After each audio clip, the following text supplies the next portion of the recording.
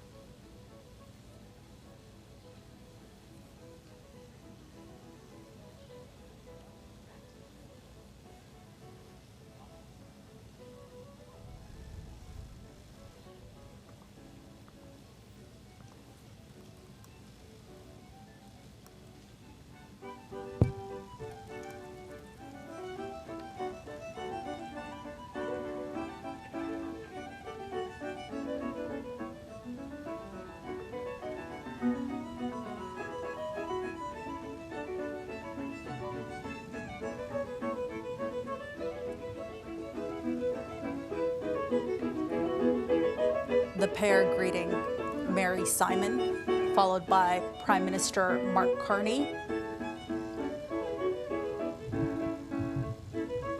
introducing him to his wife, Dana Fox.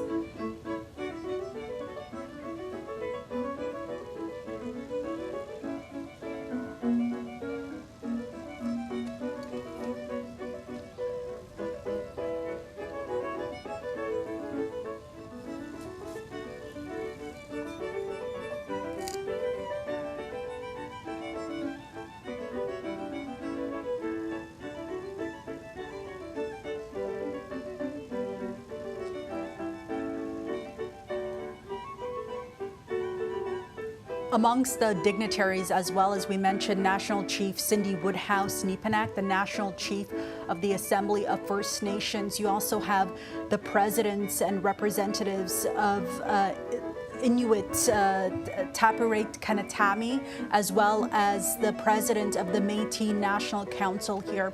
In addition to the dignitaries in these crowds, that includes Edith Dumont, Lieutenant Governor of Ontario.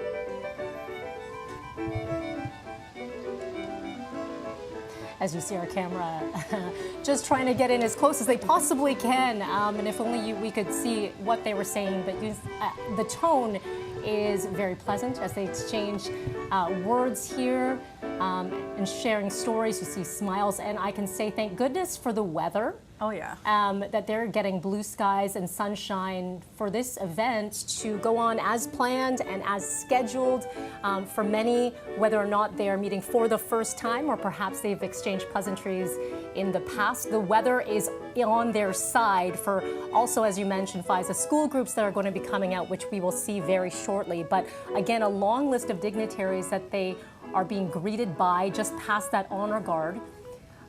Before they make their next trip out. But what we are going to see once they make their way past this lineup is we assume that they'll make their way into the crowd and say hello to those who've been waiting along the group. What you see there is also a bouquet of flowers, which is going to be given from Lila Graham, presented to Queen Camilla. So we will watch this exchange happen very shortly. And also it looks like another, something else is being offered to the king.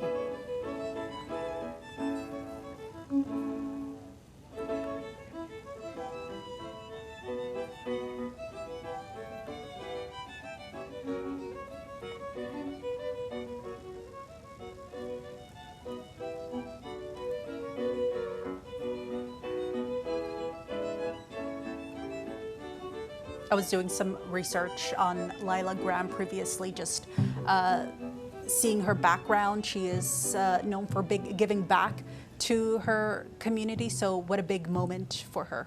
At 14 years old, we're just seeing, right? 14 years old from Carleton Place. A lot of support. She has given back to her community, as you said, Faiza. She actually, in March of 2025, received the King Charles III Coronation Medal for all of her community service, which is incredible. So she is one of the youngest recipients, so how fitting for her to present that bouquet of flowers to Queen Camilla.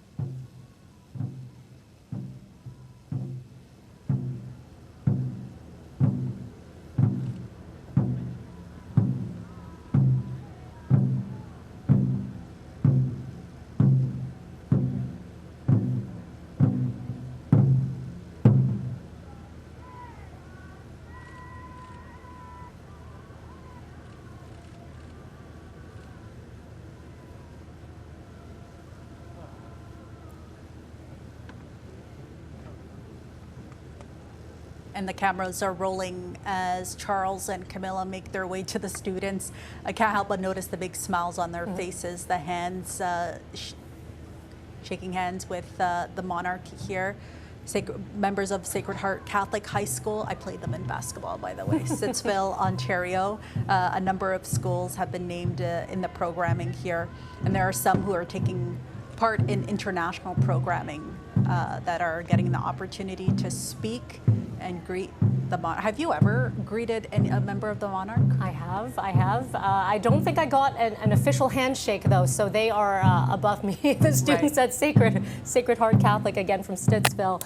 It looks like they brought out a pretty large contingent. 52 students, grades 9 to 12 here, get this opportunity once in a lifetime for many of them. From some information here, they're actually meeting requirements for the bronze level of the Duke of Edinburgh's International Award after meeting their majesties. So all of this tied into their curriculum as well. Absolutely. You know, the stories that they're going to tell, it's going to be one of these, when I was 16 years old and I got a chance to meet. I met the king and do we still have Mark? I'm not sure if Mark can hear us, but Mark is in Ottawa. He's stationed outside Rideau Hall. Mark, I wanted to bring you in as Charles and Camilla are shaking hands with the students here. You've also had the opportunity to speak with folks here in Ottawa, some of them coming as far as Edmonton for this occasion. And Vancouver, all over the country. Obviously, there are people for generations who have adored the royals in different ways. Some would say previous generations more so than generations today. However, there are people that absolutely love following what this family does, what the monarchy does, and its meaning to this country as well as the rest of the Commonwealth nations. So you might expect that people are in fact going to make their way here. It's not just people here in the Ottawa region, but there are people that are going to make a point of visiting. And you know, every other time that the royal family has made their way to Canada, they've come to different parts of the country. The last time Charles was here as Prince, he made his way to Newfoundland and also to the Northwest Territories, I believe. So he's made his way around. He's touched as many lives as he possibly can while in his role as Prince. But you know that this time around, for these people, that much more significant now that he can call himself King and Camilla the Queen, and they can say that they were here for his first visit in that role. What's interesting, Mark, as we watch these visuals, is that they are really taking their time and having conversations with the students, with anyone who has waited to speak with them. We're watching someone right now who looks to have handed something to King Charles, a book, and they're describing something to him. And I love that this isn't being rushed, this, as they call, you know, sort of this media availability where they are ushered in and out. They are taking their time to meet people, and it looks like hearing stories. And as Faiza pointed out, there's a lot of smiles in the crowd and back and forth conversation as well. So this is really nice to see, of course, King Charles in good health and able to make this trip and to be able to have these conversations. And this is just the beginning, because as you've been outlining all morning long, we're just seeing someone say, please back up with the cameras, because you can see there's a throng of media here. Mark, where you are stationed at Rideau Hall, there are so many different pieces to what's going to be happening over the next couple of days. This is just the start. So where you end up, there's going to be a whole other set of activity. Can you talk a little bit about what's going on where you are as we watch the chaos that is here? Yeah, they will be making their way to Lansdowne Park from where they are now. That's where another public gathering will be taking place. But here at Rideau Hall, this is, of course, the Governor General's residence and the residence of the monarchy when they are here in Ottawa. And so King and Queen will be staying here this evening. When they arrive here, there's actually a ceremonial tree planting that is going to be taking place.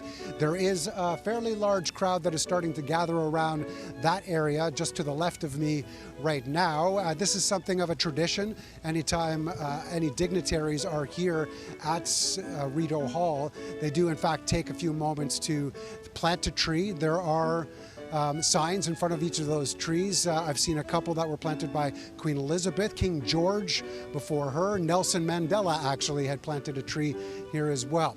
So that is part of the ceremony that is taking place here at Rideau Hall.